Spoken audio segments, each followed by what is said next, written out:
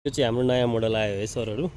अब यसमा चाहिँ तपाईँको अगाडिको डिजाइन हेर्नु, एकदमै राम्रो डिजाइन छ यसको अगाडिबाट। यो पनि तपाईँको उसको छ। अब पछाडि पनि तपाईँको यो साइडको भ्यू पनि हेर्नु हैन, यो चाहिँ तपाईँको पछाडिको भ्यू भयो ब्याकलाइटहरू। अब यसमा चाहिँ तपाईँको अगाडि पछाडि डबल डिस्क छ, साथै 2000 वाटको मोटर अनि पिक पावर चाहिँ 3000 वाटको भयो हैन। राम्रो छ। अब यहाँ चाहिँ अप्सनमा चाहिँ के छ भन्दाखेरि रिमोटको अप्सनमा 3वटा छ है यसमा। एउटा भयो तपाईँको रिमोट भयो, एउटा एनएफसी भयो हैन, अनि अर्को चाहिँ साँचो भयो। यो 3वटा छ। अब डिस्प्लेको कुरा गऱ्यो भने डिस्प्लेको तपाईँको पार्किङ हेराउँछ हैन, त्यसपछि किलोमिटर हेराउँछ, ट्रिपमा पनि जान्छ। अनि यहाँ चाहिँ अर्को राम्रो के छ भन्दाखेरि यहाँ भोल्टेज हेराउँछ है, यहाँ कति भोल्टेज बाँकी छ त्यो हेराउँछ, गियर 1 2 3 हेराउँछ।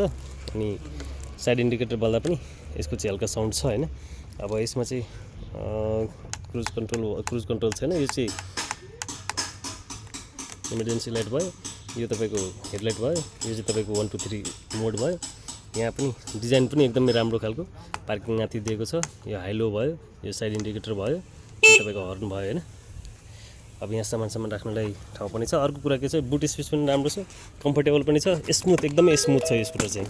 अब बुट स्पेस हेऱ्यो भने बुट स्पेस पनि एकदमै ठुलो छ है यसमा, बुट स्पेस पनि एकदमै ठुलो भएको छ।